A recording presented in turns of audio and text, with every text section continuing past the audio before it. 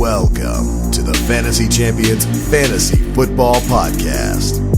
Here's your host, Morgan Colby and Rick Lemon.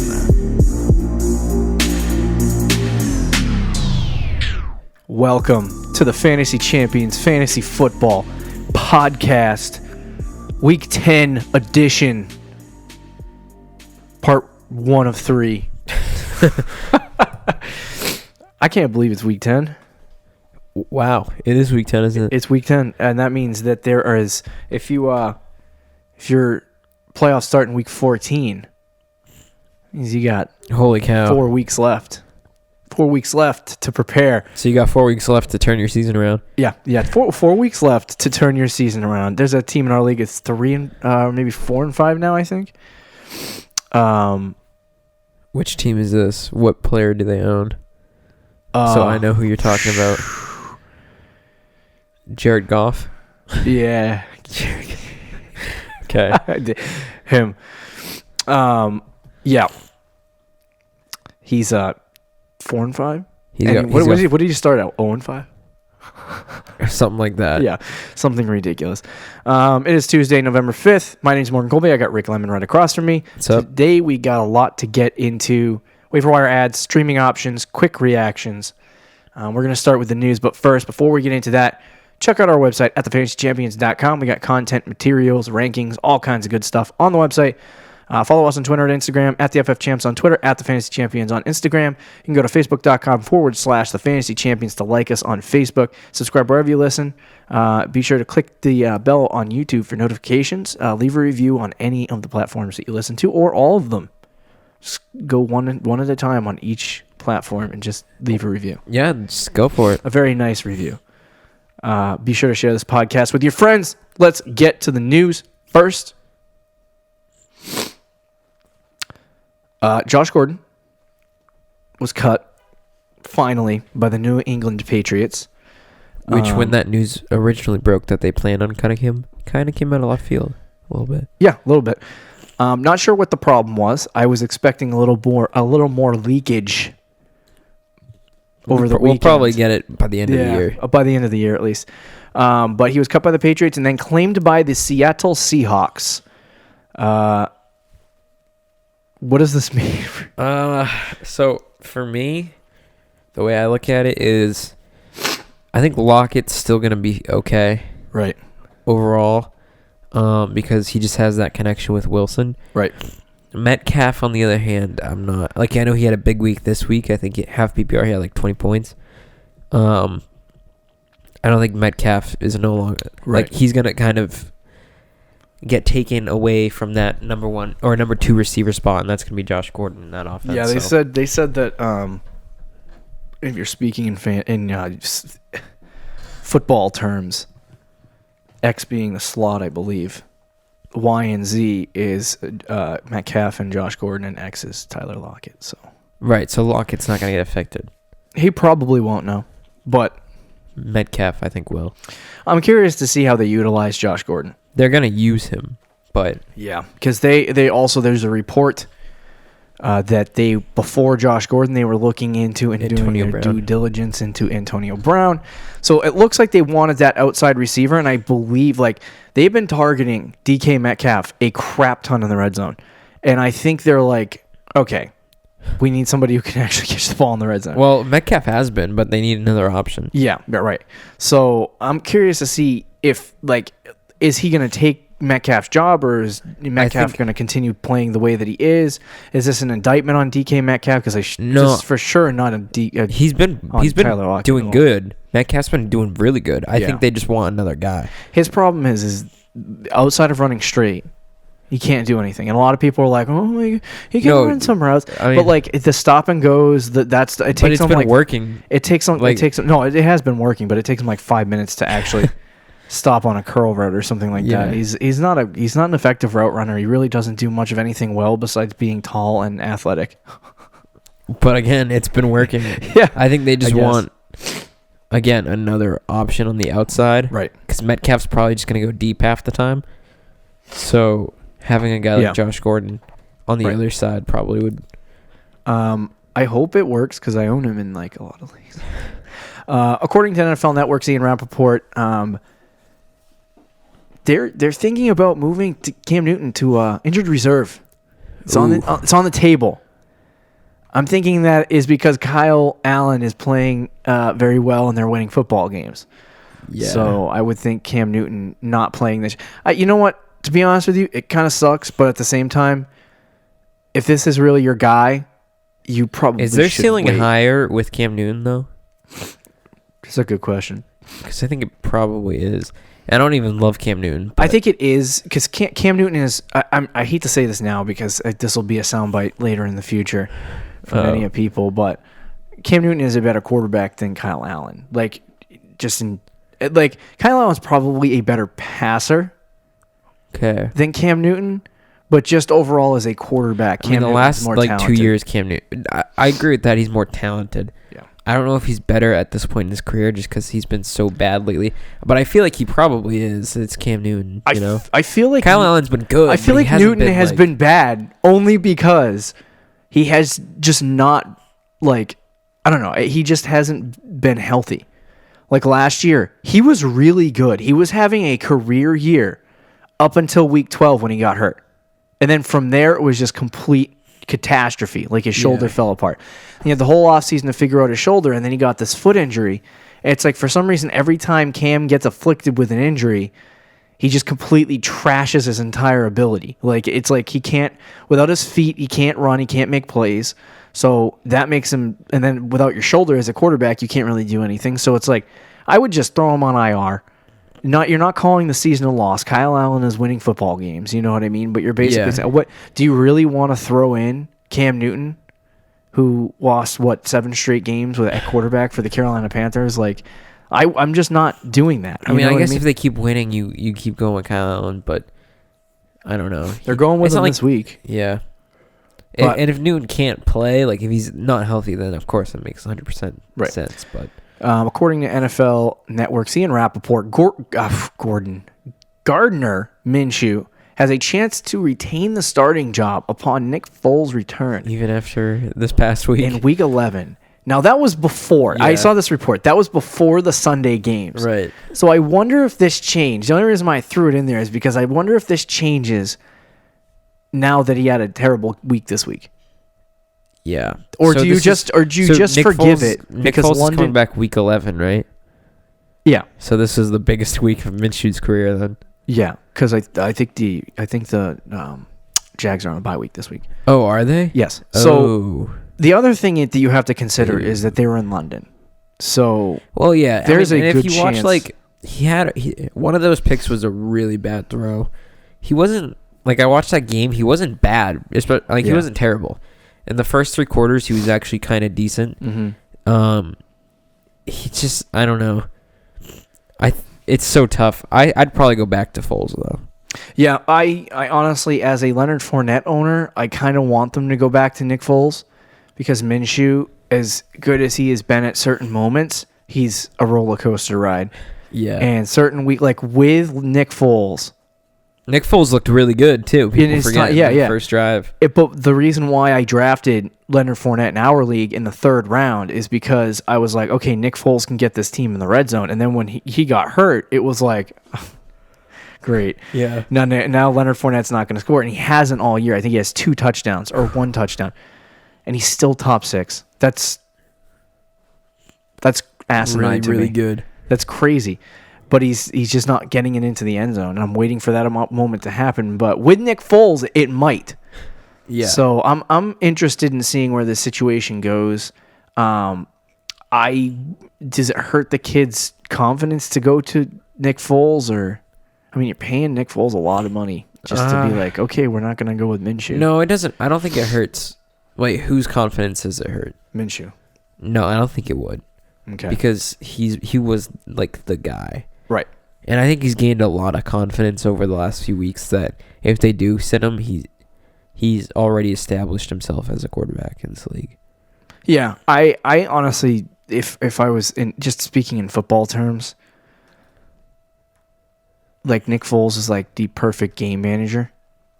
Yeah, he is. And he's never going to be like this elite, big-time quarterback that can get you a ton of fantasy points in terms of fantasy aspect, but in real life, like, he'll win you games. Right. So it's like, but Minshew actually looks like a quarterback that could be good. You know what I mean? So, like, maybe, yeah. He's still young, but, like, maybe give the kid a shot and just sit Nick Foles. I don't know. Steelers waived Donta Moncrief, so that settles the James Washington, Donta Moncrief discussion we had earlier in the offseason. Yeah, that did not age well. No. Patriots activated N'Keal Harry from injured reserve and then proceeded to not use him and lost to the Baltimore Ravens. Deshaun Jackson is unlikely to play again this season after he played this week finally, and he had a terrible game, and then I guess he has core muscle issues. So he went from week to week in week one, or after week one, to end up that week to week ended up being the whole season. Absolutely nothing. Yeah. Yep. So Deshaun Jackson, if you have him, keep an eye on the situation because it's not confirmed yet that he's done. There's reports that he could be out 4 to 6 weeks. And there's also reports. Unless you're in a deep league, you probably aren't using Deshaun Jackson at this point. Yeah. But not that it helps Alshon Jeffrey at all. He's been alone for like 6 weeks now. Mike Zimmer, when discussing Adam Thielen's hamstring injury that he re-injured on Sunday, whenever the doctor says he's ready to play, he's ready. So, oh boy, in case you're not informed, Adam Thielen re-injured his freaking hamstring this week in his first game back. This is very concerning. This is going to linger for the rest of the season if you're the Minnesota Vikings, and if you're a Adam Thielen owner, this is going to be something you're going to have to deal with rest of season. And if he's not, hamstring injuries suck because they don't get better unless you have long extended periods of not playing. Yeah. So they can't put him on IR because hamstring's just not like that, but it's going to linger. It's going to be a problem. So just keep an eye on that with Adam Thielen. Jacoby Brissett has been diagnosed with a sprained left MCL. He most likely will play this week, but if he has to miss time, be anticipatory on that. I believe T.Y. Hilton missed this week's game. Yeah, he's out for up to a month, I think. Okay, all right, yeah, so there's no real fan. This looks good for Marlon Mack. They're just going to hand it off to him now. Brian Hoyer did have 3 touchdowns, though, when he went out. Stop. Only for like 150 yards and a pick. Rick Streamer of the Week, Brian Hoyer. Dolphins wide receiver Preston Williams will miss the remainder of the season. Guy was a great story. Undrafted free agent. Came in, earned a job with Miami. He's like the second wide receiver there now, and, well, on IR. Out for the year. Le'Veon Bell underwent an MRI on his knee Monday. Ruh-roh. Yeah. Don't know why. No one else does either. So I guess we're waiting. And I hope there's nothing wrong with Le'Veon Bell. Yeah. Browns head coach Freddie Kitchens. I hope by the time you hear this podcast, he's not fired yet. It's Monday, we're recording this on Monday night, so he hasn't been fired. Maybe Freddie Kitchens still has a job. Yeah. But he said Kareem Hunt will definitely have a role in his expected 2019 debut in Week 10 against the Bills. So finally this week we get to see Kareem Hunt and Nick Chubb together.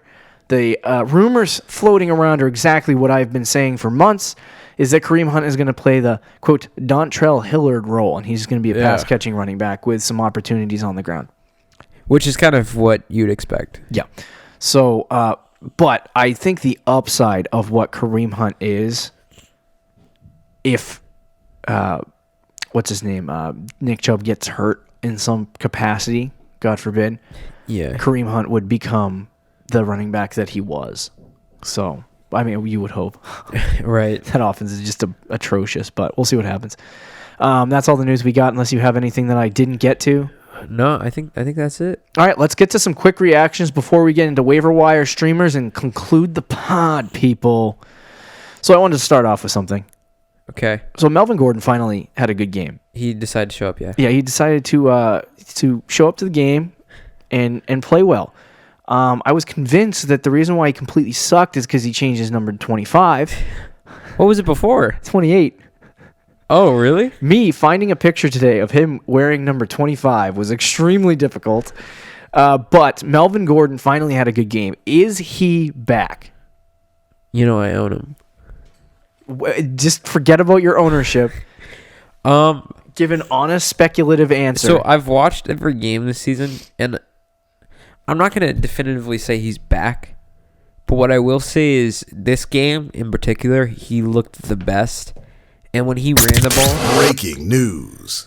So this is so Dolphins. This is so Dolphins. Mark Walton has been suspended 4 games for violating the substance abuse policy. They just traded Kenyan Drake. Wow. They literally just... That is so funny. So, I literally am... Are we back to the Balaj show? Is he still even I active? thought he was hurt. I don't know. It says that he suspended 4 games. This is 48 minutes ago. Wow. All right. What were you saying? What were you saying? And not that Mark Walton's big news. Yeah. But Gotta ring the buzzer. A lot of people were very, very hyped about Mark Walton. Yeah. And then he went out this week and was garbage. And I told you people, there were people saying start Mark Walton this week. And I was like, no, it's the Dolphins. I mean, they did have a good game as a team, and they beat the Jets. Yeah, they had a good game, but Mark Walton blew. Yeah. He had like 40 all-purpose yards on like 15 attempts. Not great. Yeah. So anyway, what were you saying about Melvin Gordon? I was just going to say, this week he did look the most explosive he has. Running the football. Yeah, I agree. I mean, his 2 rushing touchdowns were at the 1-yard line, but... Yeah, that is true. But like I said, just watching the game, like he looked like Melvin Gordon. Yeah, right. Exactly. And you said it. I've said this before on this podcast. You said it would take him 4 weeks. Yeah, and that was had his 4 weeks. Wasn't great, and then week 5 gets. And I was 25. speculative on that too. Yeah. I didn't want to believe it either. I think what you should. How many fantasy points you had? 25. Yeah. What you should expect from Melvin Gordon on a week-to-week basis is not that. Oh yeah. No, I wouldn't. But he should get like 15. Yeah, 15 a game is probably accurate. My concern with saying he's back is just how bad. I mean, the Chargers against the Packers looked really. They looked. Here's an interesting component. 100% better. You know why? Why? That they fired their offensive coordinator last week. Oh, I see. See, no, that was a variable that I actually thought about, and I completely forgot. Yeah. That had happened. But when he got fired, I was like, "There's no way in hell they don't start using Melvin Gordon more." Yeah. Like that's probably why he was fired. The offense did look a lot better. Yeah, but they also controlled the clock a lot. Yeah, but I feel as though like their passing game is still not there. Yeah. But Melvin Gordon playing the way that he did in that game obviously is a good sign for the Chargers. It's a good sign for your fantasy team, but I don't want to jump and say he's back just yet. We need to see a little bit more. That's fair. A couple more games. Like it's obviously we know what Melvin Gordon is, but this season has just been such an anomaly for the Chargers, and an anomaly for Melvin Gordon. So like I said, 4 weeks. It's been 4 weeks. He's had a really good game. We'll see if it continues. So in football news, Lamar Jackson knocked off the New England Patriots. I don't know how many fantasy points he had. It was 30. I think. Good heavens. Well, in our league, we do the passing touchdown, so that's probably like 20s. Yeah, he had high 20s. So Lamar Jackson is basically matchup proof now, I would say. I think he is. I mean, I'm going to look through his game by game. It's weird. He had 12 fantasy points against the Pittsburgh Steelers.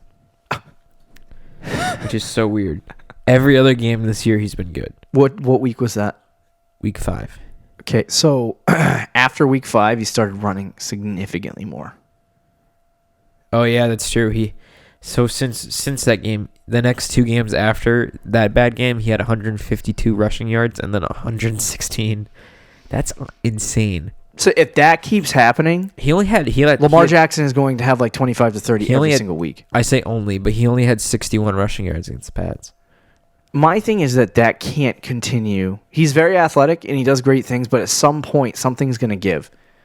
Like, he can't continue to do that. Well, he's got 3 straight weeks 2 straight weeks with another. He plays Cincinnati this week. In the offseason, this is what we talked about with Lamar.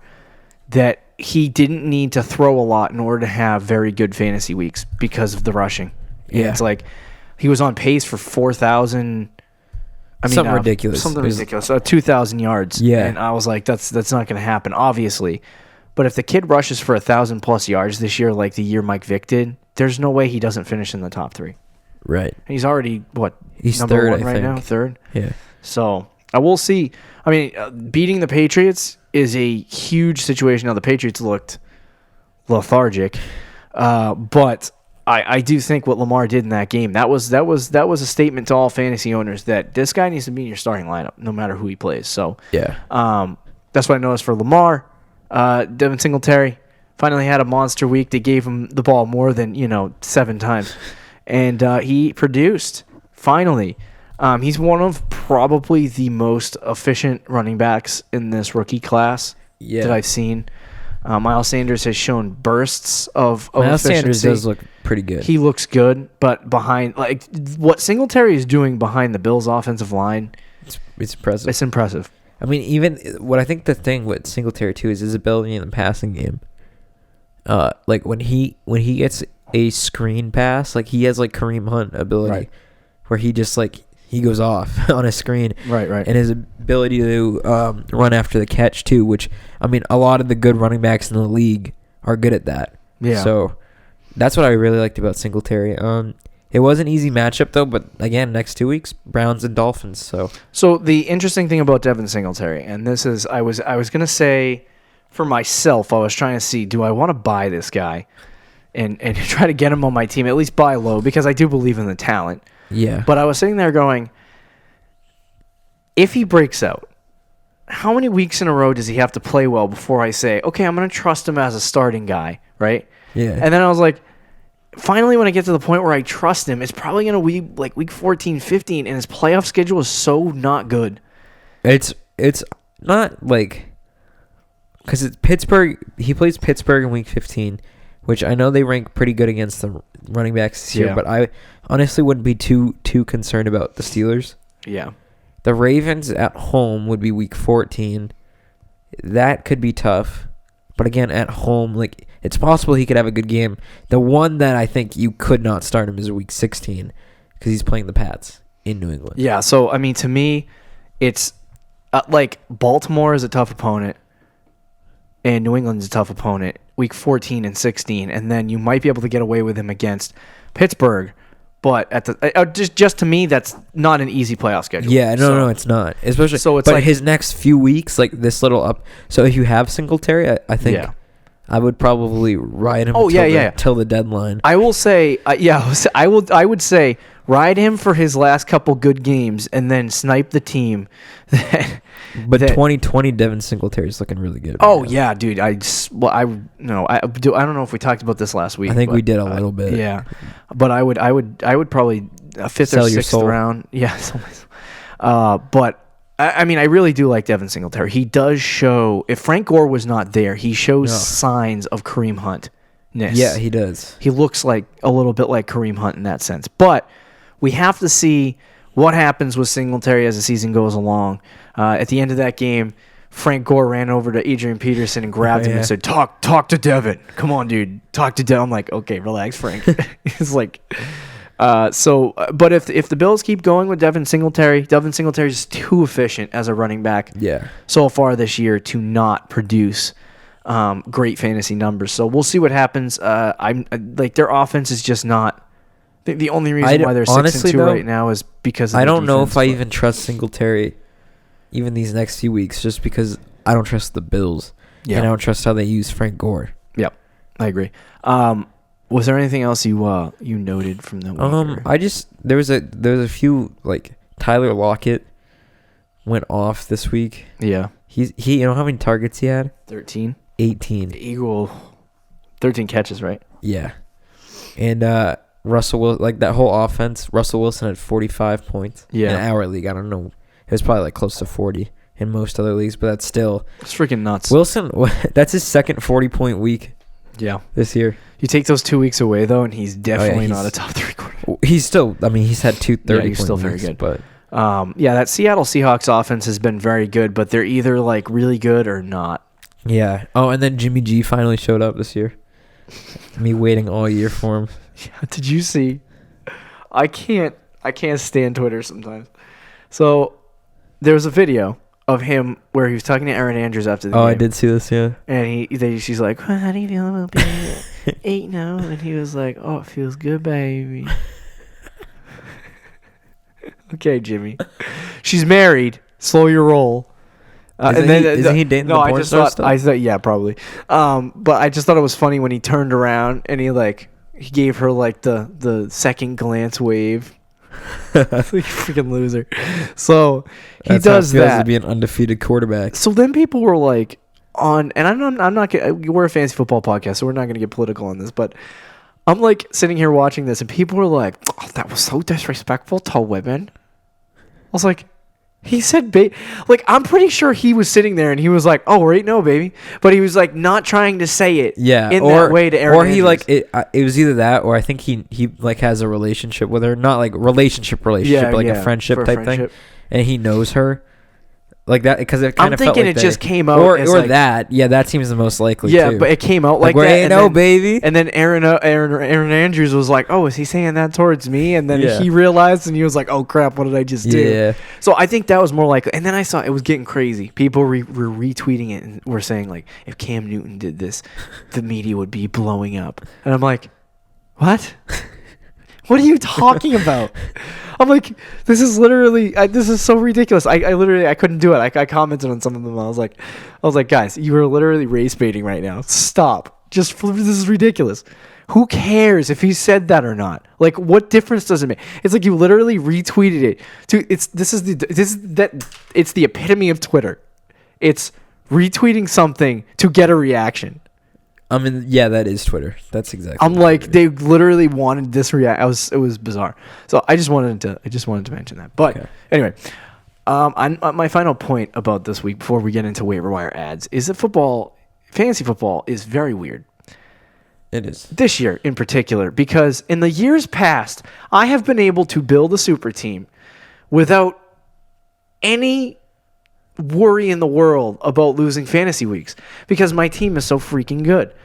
I'm saying this year your team's not so good, buddy?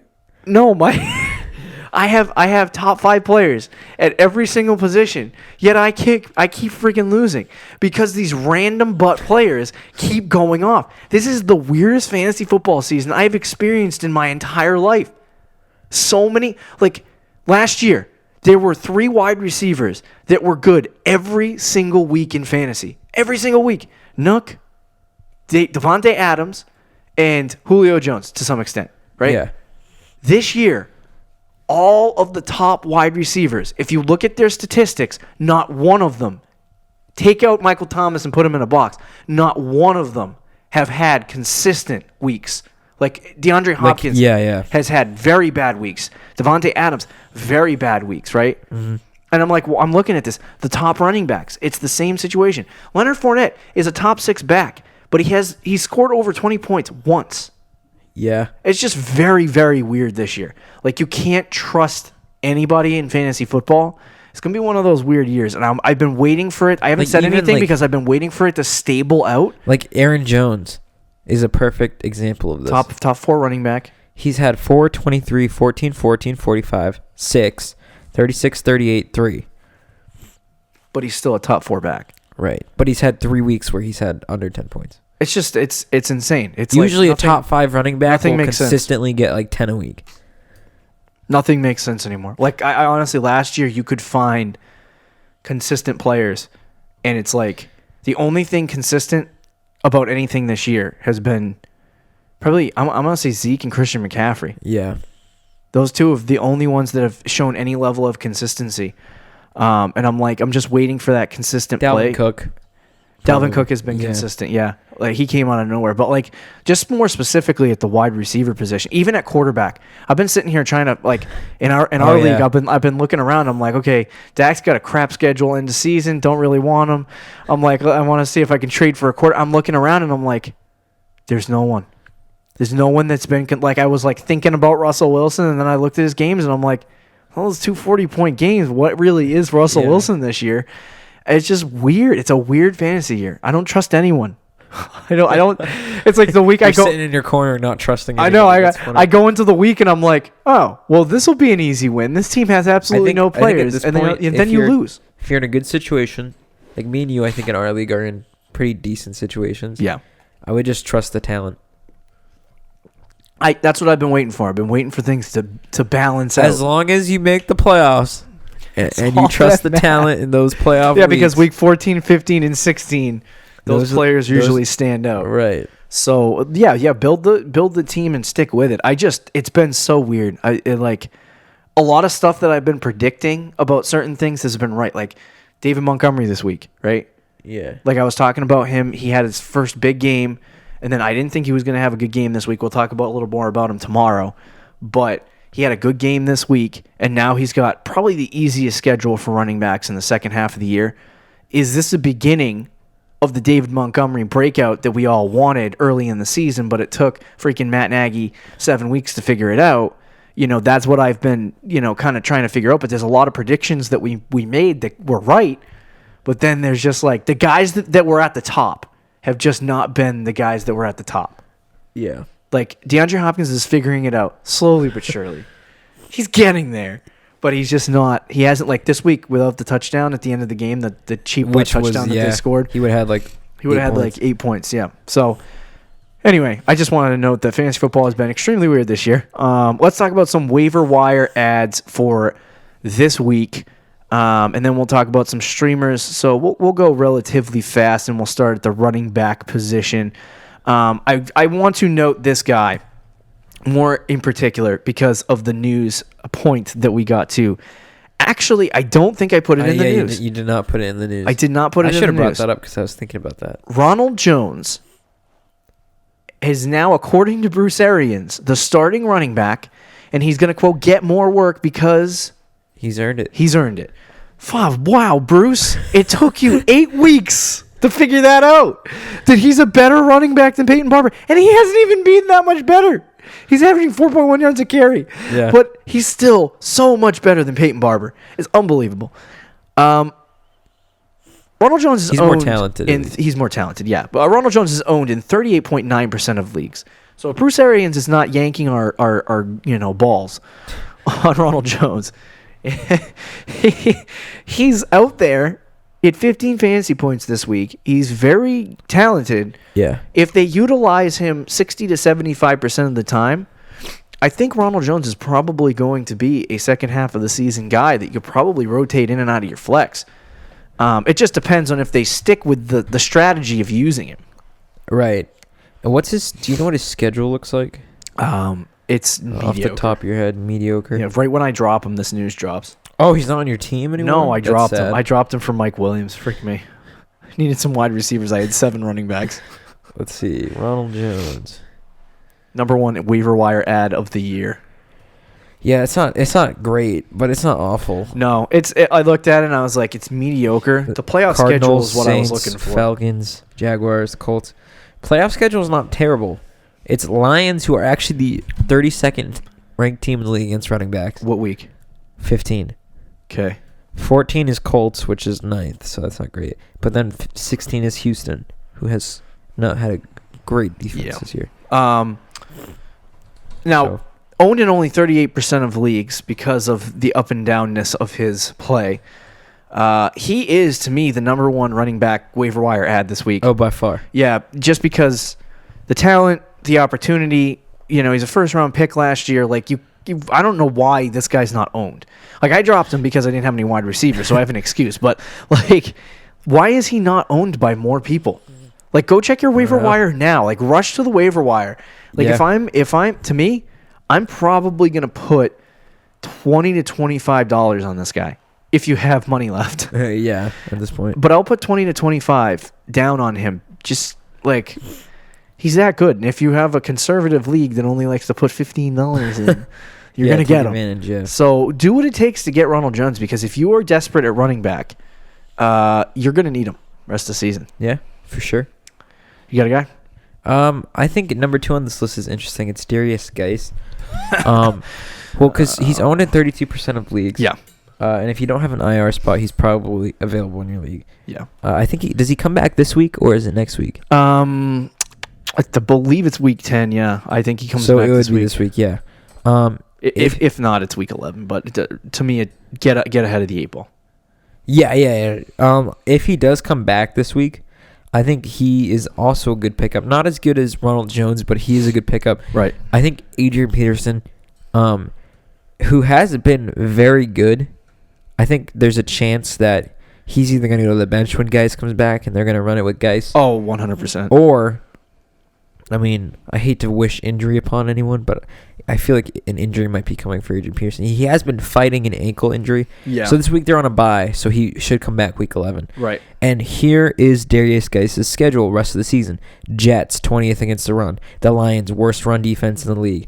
Carolina, 27th against the run. Right. Packers, 28th. And then Eagles, one tough matchup is the Eagles have been great this year against the run. But then Right. the Giants in week 16. So that's 1, 2, 3, 4, 5 of his last 6 games, unless you play week 17. Right. But 5 of the last six games are great matchups. So I think he's worth a pickup because if he does take over for Peterson as a starting job, Peterson, since Chris Thompson's gotten hurt, and he's been the only guy in the backfield. Right. Half PPR 14, 11, 13, and 6. So not great, but that's like a solid flex, which I think Guice can be when he comes back. Right. I think the talent of Guice is what people have been waiting for. And in the first game, he was, Not great. yeah, But it was against Philly. It was against Philly, yeah. So for me, I think we talked about Guice on last week's show. Only owned in 32% of leagues. He's a guy that should be on your team. He should be rostered at least, because if he does get that full workload, he's going to turn into being a really good running back, especially with that schedule. Yeah. I wanted to note, so somebody who has popped off the page a little bit in the catastrophe that is the Detroit Lions backfield. Right now, Detroit has lost Trey Carson, or however you want to say his name, their third string running back, to injury, which means that the snaps are being consolidated now into 2 guys. There we go. Ty Johnson, who I don't know how he performed this week, and then J.D. McKissick. McKissick had 4 carries in the game, so he's not going to get the rushing work. But if you are in a PPR league, he had 4 targets, 3 receptions for 40 yards and a touchdown. He's not a sexy pickup. If you are desperate for running backs this late in the season and you need somebody that could have some upside, J.D. McKissick is gross as heck for the season, but might be a solid pickup this week. Ty Johnson had 9 carries this week for 29 yards. Yeah, Detroit is a disaster right now with their running backs. Now, to that point, I want to bring up one other person. Okay. I'm surprised to find out that he's owned in 6% of leagues. His name is Jay Ajayi. Oh. And he worked out for the Detroit Lions. I feel like this is the 5th team he's worked out for. It's true, and they all turned him away. Now, if Jay Ajayi were to get a job with Detroit, what if he goes back to Miami? Poor Jay Ajayi, then I guess. Yeah, if he had a workout with Detroit. If Detroit were to sign him, it was later in the week, so I'm thinking that they weren't gonna sign him and use him. So yeah. We'll see if they give him a call. I think Detroit's trying to figure out if the running backs that they have can get them to week 17. Right. And so my thought is that if Jay Ajayi does get signed by Detroit, he would probably get most of the work just out of sheer need. You know what I mean? They don't have anyone. So he probably would. Is Jay Ajayi worth a pickup if that does happen? If that happens, yes. Is that just too gross for you? I mean, temper expectations. Yeah. No, I mean, I think if that happens, he's definitely worth a pickup. I wouldn't put any expectations into it, but he should be worth a pickup. Yeah. What about Kalen Ballage? He's not hurt. More Miami running backs. He would be the only guy in that backfield. So even this week, Mark Walton played this week, right? And had 9 carries and blue. Yeah. Kalen Ballage also blue, but he had 7 carries. So that was with Mark Walton. Now that he's the only guy in that backfield, he could be getting 20-plus carries. I'm just more curious to see if that offensive line is so bad. Yeah, no. That I'm not saying to pick up Kalen Ballage. The running backs are, he could be the only guy in that backfield for a month. Now, I did want to note that I think that's, unless you have any more running backs. No, I think that's probably it, other than handcuffs. Yeah, I was just going to note, this is week 12. There are six bye weeks for teams. Oh, excuse me. I just almost burped into the microphone. There are six teams on bye weeks this week. This is the majority of the bye weeks. We have bye weeks in week 11 and 12. But this is a majority of the bye weeks. So this is the part in the year where you should probably start handcuffing. Because this is also the part in the year where elite running backs get hurt. So that's unfortunate. But I started handcuffing a little bit. Yeah, if you start handcuffing guys, stashing guys in your roster, be the team that has the guy, and then when the rest of your league mates go, somebody got hurt, I'm going to go try to pick up his backup. Oh, he's on this guy's team. They get so mad. I've had that happen many a times. But try to pick up your handcuffs and make that happen. If you don't have roster, I'm going to note this because I notice that people do this. If you have roster space, then fine. But there are people out there who pick up handcuffed running backs when they don't have the running back they're handcuffing. The reason why you handcuff is because you're getting the backup of your starting running back in case he gets hurt. Don't go out and try to get everyone else's back. Yes, it'd be nice to have him if they do that, but it gives your team no depth because you can't start them. Right. Like there's no reason to start them unless somebody gets hurt. Now it is gonna stink if you start handcuffing right now because you probably still have buys. Yeah. So if you don't have look at your team. If this week is the biggest bye week left. Yeah. So if you have a lot of players not on bye, then it's time to start handcuffing. But just wait and see. I like to build my team with a lot of depth, as well as a lot of talent. So, a couple weeks ago, I had way too many wide receivers. Now I got way too many running backs, and I don't know which one I want to be right now. So, let's talk about some wide receiver waiver wire ads. Devante Parker is having what they're calling a breakout season. I saw that on Twitter. A breakout season. I'm not sure if I agree with that, but he has been grossly consistent and not awful since week 4. He's had 15, 10, 14, 8, and 13. It's pretty good. Yeah, he's not bad. He's got 4 touchdowns over that span. He's had over 70 yards only one time. Against Washington, he only had 28 receiving yards. But since Fitzpatrick started, he's gotten around 60 to 70 yards. 50 to 60 yards. All year, I've had this rule not starting any Dolphins players. Yeah. He might be a decent flex week to week. Yeah, decent. After Buffalo. I'll wait till after Buffalo. Yeah.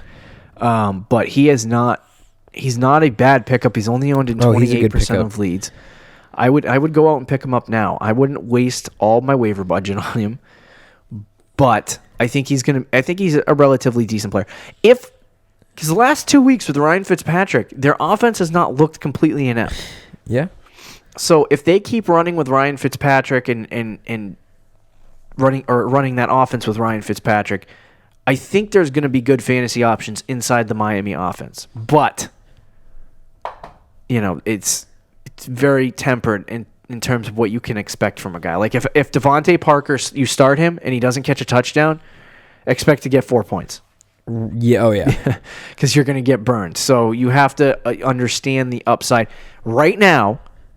With Preston Williams gone and Albert Wilson now the only other guy in the receiver core, I think Devante Parker is definitely poised for a lot more work. I agree. So, number 1 waiver wire pickup of the week. I like it. Now, I see the number 2 guy, and I think we're just going to bypass him. We're going to bypass. Don't pick up Corey Davis. What about Zach Pascal? Do you like him? He's okay. I'm not crazy. Yeah. About him, especially if Brissett is legitimately hurt. Right. But he isn't a bad pickup, especially if you need a short-term replacement. For he needs for that example, short-term replacement. T.Y. Hilton. Yeah. Because he is hurt. So as of right now, you could make the argument he's the number 1 receiver in that offense. Yeah. So I think he is worth the pickup right now. But long-term speaking, I don't think he's going to be anything crazy. Yeah. I don't know if you noticed this particular player. Okay. Jamison Crowder I don't know how many teams he's. I mean, how much he's owned in leagues. He had a good week. I didn't see he what had he finished 18 with, fantasy points. He was targeted 9 times. If he's on your waiver wire, check him out. He should be owned. Yeah. AJ Brown is the other Tennessee Titans wide receiver that I would say We've talked about all year, though. I'd rather own him than Corey Davis, but at this point, at this point, I wouldn't want to own either. Yeah. So there's that. And I think a lot of people are going to play with the there are going to be a lot of fantasy experts in the fantasy football world and community. You probably listen to 5 different podcasts if you listen to podcasts in general, because podcasts are an obsession for people who listen to podcasts. There are going to be a lot of podcasts, fantasy football people who tell you to pick up Corey Davis and A.J. Brown. I'm just going to say stay away from them. It's not worth a roster spot. Not worth wasting your time on players that aren't going to succeed. You know who, to your point almost, I think who the real second guy is right now? Who? For waiver wires, he's only owned in 15% of leagues. I actually think N'Keal Harry should be picked up. I think when he comes back, the Patriots will use him. I think he's worth a roster spot. Bill didn't sound too. Brady didn't sound too excited about him. What'd he say? He said they asked him, "Are you excited to have N'Keal Harry back?" And he literally said straight to the guy's face. He was like, "Well, he's got a lot of work to do." First thing out of his mouth. Oh gosh. Yeah. So I have a feeling that N'Keal Harry is not going to be thrown to that much, even if he does come back. I don't disagree with you. If he comes out, his upside is high. He freaking blows up in game 1, then you want to get ahead of that. Yeah. But if game 1 he comes in and he gets targeted once and doesn't catch the ball, then you're because I feel like he's gonna be bum on a luck. I mean, I think him, Sanu, and Edelman should be. They desperately need a big red zone target, tall red zone target. I think when he comes back, he is and should be. He should have been back this week. Yeah, the main red zone target. I just don't. To me, I don't trust Patriot wide receivers, but if he's talented enough and he can get it done, I'm all right with it. I mean, I don't necessarily either, but add him this week. We're talking picking this guy. Like, for me, this week is it's a perfect waiver wire ad, just purely for the sense that, like, you want to get ahead of the wave of people who try to go out and add him. Because there's going to be a situation where people are looking at this guy going, next week, if he has, 15 fantasy points, they're going to be, oh my God, N'Keal Harry, number 1 out of the week. And then you got to spend 50 waiver dollars to, 50 of your waiver wire budget to freaking acquire this guy when you could have got him for free this week. So I would do that this week. Add him, and if you need wide receivers, that's the biggest thing. Is like the one thing we're recommending you pick up certain guys. But we never really talk about who you should drop, and to me, there's not a lot of guys that I would drop for N'Keal Harry. But if you're picking people up, though, he should be on the list. Yeah, he should be on the list. I'm not sure if there's anyone really else that I would pick up besides Deontay Johnson. Yeah, I'd pick him up, but that's pretty much it, I think. The only other guy that I would note that isn't really here on this list that we're looking at currently, but did have a decent week, and he is starting to get a little bit more of an increased role in the office, is Andy Isabella of the Arizona Cardinals. He was one of their. He only had one target, one reception for 88 yards and a touchdown. I mean, he's just not being utilized at all. So I wouldn't say pick him up, but I would say watch him to see if he continue. Like, maybe that 88-yard touchdown is something where they're like, oh, well, maybe we should utilize this guy. Oh, maybe this guy's actually not that bad. Because they run with 5 wide receiver sets all the time, and Isabella's like 6th. Yeah. So, but he's one of their rookie wide receivers that they just didn't trust. So that's all I'll talk about. Cole Beasley is another good one. I don't know if there's anyone else you want to talk about. No, I think that's pretty much it. I thought you might want to talk about Alan Lazard. No. Let's talk about some tight ends really quickly. O.J. Howard right now owned in 38% of leagues. No reason why you should have him on your team. They don't target the tight end position. I would take a look at Dallas Goedert, 38% of leagues. If you need a tight end, he's actually relatively decent. He's very dependent on the touchdown upside. The one guy I did want to talk about owned in 3% of leagues. He had a very good week this week. Mike Gesicki.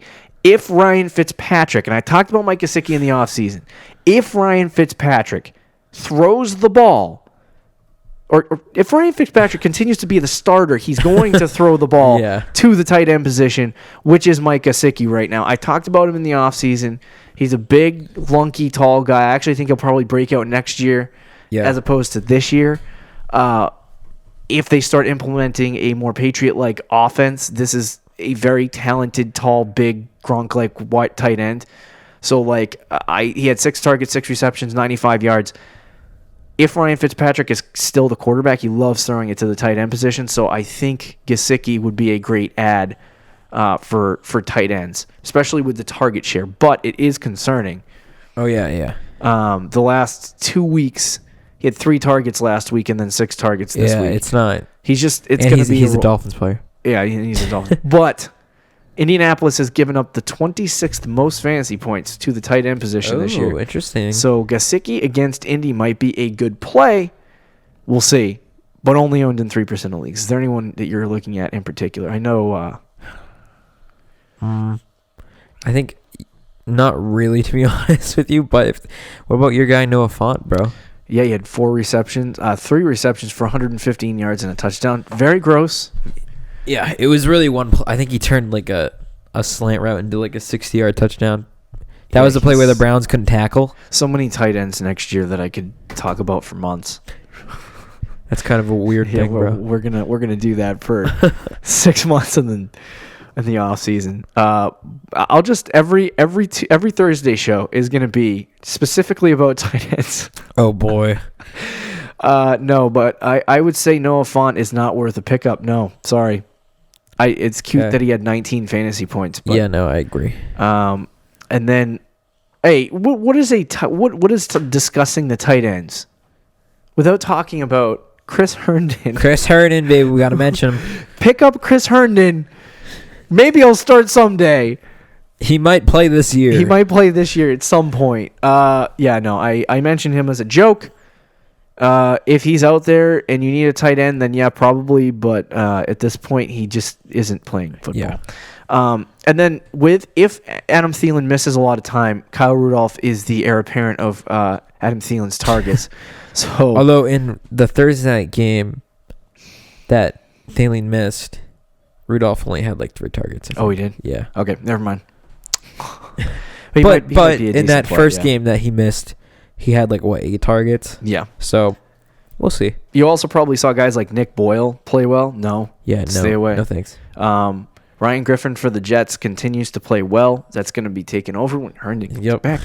We'll see what happens. That could be Herndon's spot right there. And then the killer, Foster Moreau, the killer of Darren Waller.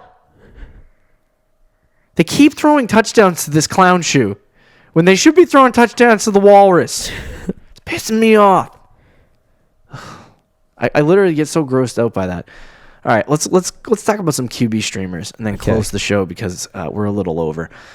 So I'll start with mine. Jameis Winston versus Arizona. If he's on your waiver, I know he's owned in 60% of leagues or something like that. He's owned in a decent amount. Yeah, so check your waiver wire for Jameis Winston. If he's available and you're streaming quarterbacks, he's a guy that you want to pick up and stream this week against Arizona. I think it could be a big week for him. He's also in the last 2 weeks, I believe, had 21 and 22 fantasy points. Yeah. So 2 decent weeks against Arizona. It could be a boom game for him. Who do you got? For me, this guy's only owned in NFL.com right now in 3% of fantasy leagues.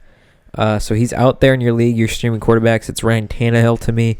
Since he's taken over as a starter, the 3 games he has started, he had 21, 22, and 24 fantasy points. Wow. And this week he is playing the Chiefs at home, which are 24th against quarterbacks, which is a solid matchup for Ryan Tannehill. I think he's in line for another 20-point week. Okay. That'll do it for our waiver wire ads and streaming options for Week 10. Be sure to listen tomorrow as we discuss some booms and busts and go over players you should buy. Don't forget to check out our website at thefantasychampions.com. Follow us on Instagram and Twitter. Talk to you tomorrow, Fantasy Champs. Peace out. Thank you for listening to the Fantasy Champions Podcast. Make sure you subscribe on iTunes and YouTube and follow us on Twitter at TheFFChamps.